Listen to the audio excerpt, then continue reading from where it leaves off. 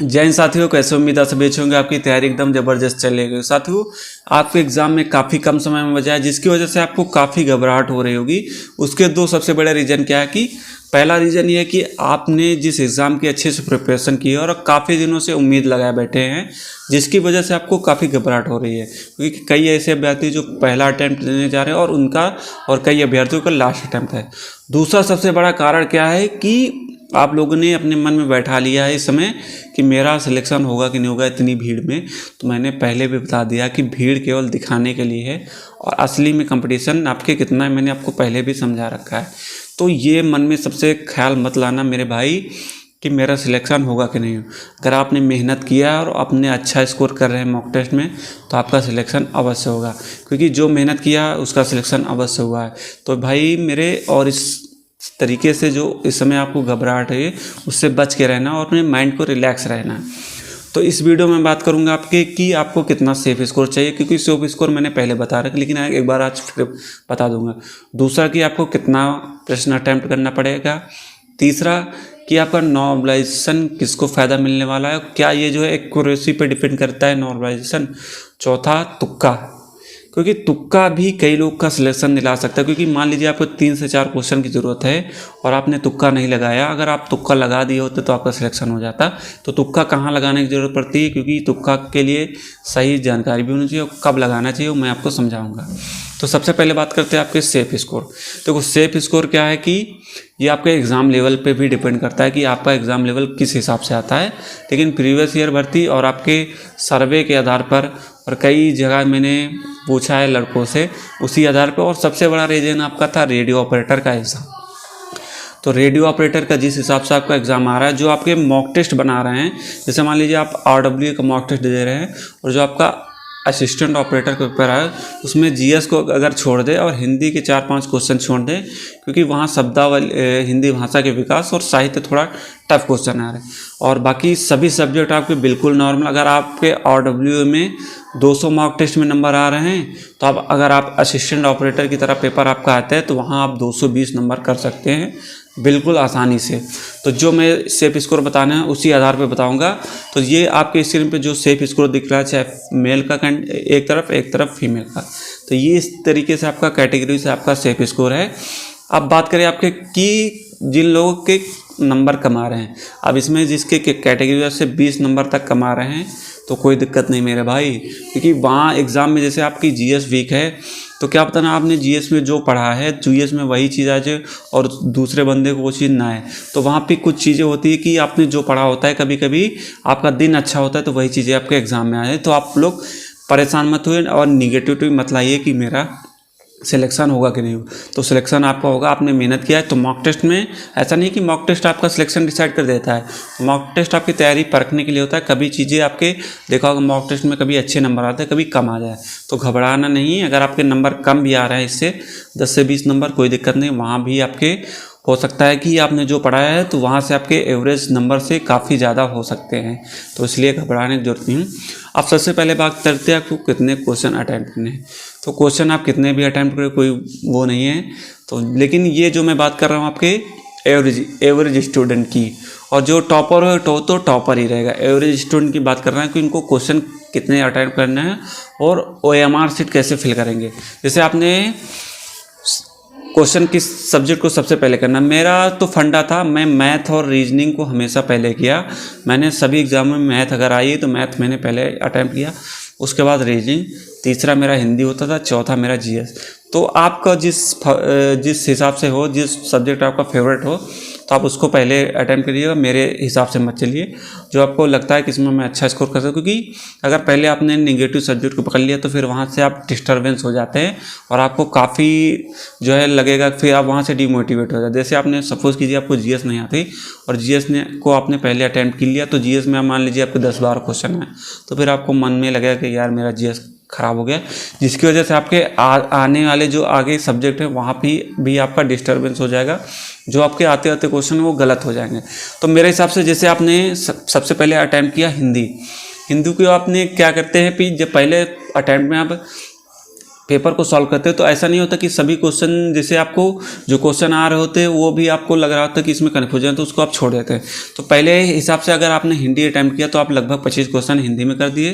फिर आपके रीजनिंग के आते तो रीजनिंग में लगभग आपने 40 क्वेश्चन कर दिए, और मैथ में लगभग आपने 12 क्वेश्चन कर दिए, और जीएस में लगभग आपने 12 क्वेश्चन जीएस में कर दिए। तो टोटल मिला के हो गए आपके 89 क्वेश्चन। तो 89 क्वेश्चन आपके लगभग हो गए। तो ये आपके 89 क्वेश्चन हो गए। जब आप दोबारा पेपर जब 89 कर लिए उसके बाद क्या करना है आपको, OMR शीट में इतने क्वेश्चन आपको फिल कर दें, क्योंकि ये आपके बिल्कुल 101% श्योर वाले क्वेश्चन हैं। इसको फिल कर दीजिए।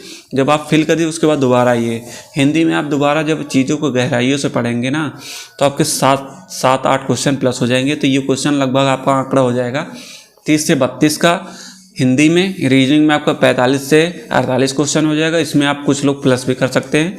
और मैथ में हो जाएगा आपका 15 से 17 क्वेश्चन, और जीएस में हो जाएगा आपका 15 से 18 क्वेश्चन। कुछ लोग के मैथ में अगर कम हो रहे हैं तो वो जीएस में प्लस कर सकते हैं और हिंदी में और प्लस कर सकते हैं। ये मैं एक अनुमानित एवरेज बता रहा हूँ जो मेरे अकॉर्डिंग था, मेरा था, तो इस हिसाब से मैं आपको बता रहा हूँ। तो ये इस हिसाब से आपके 108 से 110 क्वेश्चन आपके लगभग ये हो गए जिसमें में आप बिल्कुल सेफ हैं जनरल कैटेगरी से। तो अब बात करें कि नॉर्मलाइजेशन। देखो नॉर्मलाइजेशन क्या होता है कि सबसे ज़्यादा फायदा आपको फर्स्ट शिफ्ट को मिलेगा और नुकसान होगा आपके लास्ट शिफ्ट को, लेकिन वो भी आपके डिपेंड करेगा एग्ज़ाम लेवल के। मान लीजिए कि फर्स्ट शिफ्ट का पेपर सबसे हार्ड आ गया, सेकंड वाला थोड़ा इजी आया, तो ऐसा नहीं है। तो वो आपके एग्ज़ाम लेवल पे भी डिपेंड करेगा कि किस शिफ्ट का पेपर कितना इजी है कितना हार्ड है, तो उस पर डिपेंड कर। लेकिन ज़्यादातर फ़ायदा अभी तक जो एग्ज़ाम हुए हैं उसमें सबसे फ़ायदा आपके फर्स्ट शिफ्ट को, क्योंकि वहाँ पेपर अनएक्सपेक्टेड होता है, किस टाइप से पैटर्न हो जाता है। क्योंकि सेकंड शिफ्ट में जो पेपर आता है जो फर्स्ट में आया हुआ था वही आया होता है, केवल मैथ और रीजनिंग में डिजिट का फ़र्क होता है कुछ क्वेश्चन में, बाकी सेम होता है। तो सेकंड वालों को मैंने बताया है कि आपको कैसे जो है रिवीजन करके जाना है और किस हिसाब से एनालिसिस करने के लिए जाना है आपको पेपर का। तो ये आपका हो गया आपका पेपर में एक्यूरेसी सबसे बड़ी बात करती है आपकी। कुछ लोग कमेंट कर रहे थे एक्यूरेसी, तो ऐसा नहीं है मेरा भाई, एक्यूरेसी आपकी डिपेंड नहीं करती है नॉर्मलाइजेशन में। मैंने भी एग्ज़ाम दिया है, चाहे पेट का हो चाहे यूपी पुलिस का हो, तो वहाँ एक्यूरेसी आपकी डिपेंड नहीं करती। एक्यूरेसी आपकी कहाँ डिपेंड करती, जो आपके बड़े बड़े एग्ज़ाम होते हैं SC लेवल के, तो यहाँ आपकी जो 1/4 मार्किंग की आपकी है और 2 दिन में आपका एग्जाम है, इसमें आपकी एक्यूरेसी बिल्कुल डिपेंड नहीं करती। तो लोग कहने के जो मेरा अनुभव रहा है तो एक्यूरेसी आपके नहीं डिपेंड करती। जो मेरा अनुमान था, जो मुझे लगा आज तक, आपकी एक्यूरेसी को कोई डिपेंड नहीं करता आपके नॉर्मलाइजेशन पे। तो अब बारी आती है आपकी तुक्का कैसे लगाएं और कब तुक्के की ज़रूरत पड़ती है। क्योंकि तुक्का क्या होता है, कभी कभी आपके एक अनुमानित होता है कि आपने तुक्का जैसे लगाने के दम पे भी आपका सिलेक्शन हो सकता है।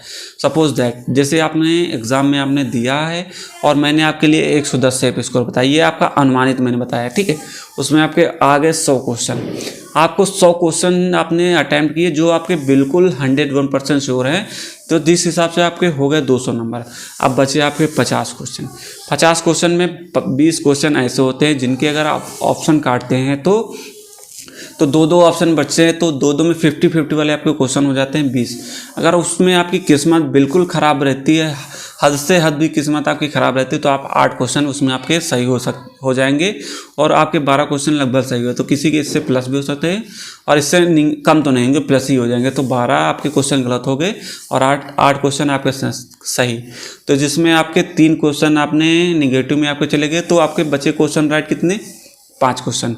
और टोटल क्वेश्चन आपके 100 से बढ़ के 105 क्वेश्चन है। अब लास्ट के बचे आपके कितने, 30 क्वेश्चन। 30 क्वेश्चन में भी आपने ऐसे ऑप्शन होंगे जिसमें आपको कुछ भी नहीं समझ में आ रहा। कभी कभी क्या होता है, तुक्का वहाँ भी लग जाता है। जैसे किसी भी क्वेश्चन का आपने देखा होगा इंग्लिश वर्ड भी आपका अगर पेपर में है किसी क्वेश्चन में, तो उसका भी सही हो जाता है ज़्यादातर, चाहे जीएस में हो या हिंदी में हो, कुछ वहाँ सही हो जाता है। और दूसरा होता है कि सबसे बड़ा ऑप्शन, ये भी आपका सही होता है। तो कभी कभी ये जो आपका सबसे बड़ा ऑप्शन होता है वो भी आपका सही हो जाता है। तो ये होता है तुक्का, जो आपके लास्ट में बचेंगे 30 क्वेश्चन। तो वहाँ 30 क्वेश्चन में जैसे आपकी किस्मत थोड़ा भी ख़राब रही है, तो आपने 10 क्वेश्चन आपके सही हो गए, 20 गलत हो गए, तो जिस हिसाब के आपके निगेटिव करेंगे तो यहाँ से आपके 5 क्वेश्चन प्लस हो जाएंगे। तो कितना हो गया आपके 110 क्वेश्चन। तो आपके 110 क्वेश्चन मतलब आपके 220 नंबर मिल गए, जो आपके एक अनुमानित कट ऑफ के अनुसार आपके लिए बिल्कुल सेफ होगा। ठीक है, तो हालांकि तुक्का आपको लगाने की ज़रूरत नहीं पड़ेगी। अगर आपने मेहनत किया है तो तुक्के के भरोसे न रहे कि मैंने अनुमानित तुक्का लगाने की ट्रिक बताई है। तो तुक्का जिनको लगता है कि इनके नंबर कम हो रहे हैं तो वो तुक्का लगा सकते हैं, बाकी सभी लोग तुक्का मत लगाइएगा। अपने मेहनत पे भरोसा रखें, क्योंकि मेहनत अगर आपने किया है तो तुक्के के भरोसे आप मत रहिएगा। तो एक मैंने एक तरीका बताया है, तो इस तरीके से आप कर सकते हैं तुक्के को। और ज़्यादा से ज़्यादा जो आपके अभी 3 से 4 दिन बचे हैं उसको रिवीजन में समय दीजिए, क्योंकि रिवीजन जितना करेंगे आपको उतना ही फ़ायदा मिलेगा। क्योंकि जो अंतिम समय में चीज़ें पढ़ेंगे वो आपके दिमाग में कंठस्थ रहेगी और आपके सामने अगर क्वेश्चन आता है तो आप उसको बिल्कुल आसानी से कर सकते हैं। तो ये था मेरा स्ट्रेटजी, और मैंने जो तरीका अपने पे करता हूँ वही आपके साथ फॉलो करता हूँ, क्योंकि कुछ अनोखी चीज़ें मैं किसी की ना देखी बताता हूँ। जो मेरे साथ हो चुका है प्रैक्टिकल में जो कर चुका हूँ वही चीज़ें आपके साथ शेयर करता हूँ। तो बस 3 से 4 दिन बचे हैं और मेहनत के लिए, उसके बाद आप फ्री, आपके घर वाले फ्री, सिलेक्शन हो जाएगा, मौज से ज़िंदगी करेगी। मन करे तो आगे की प्रिपरेशन कीजिए, ना करे तो मौज कीजिए, कोई दिक्कत नहीं, क्योंकि आपकी एक गवर्नमेंट जॉब होगी, आपकी टेंशन खत्म। क्योंकि एक अलग मज़ा होता है अगर आपका सिलेक्शन होने के बाद आप किसी भी नेक्स्ट एग्ज़ाम की प्रिपरेशन करते हैं तो आपको कोई दिक्कत नहीं होने वाली है। तो इस हिसाब से अपना जो भी, अगर आपके कोई भी डाउट हैं, अगर लग रहा है तो आपके कोई डाउट है तो कमेंट कीजिए, मैं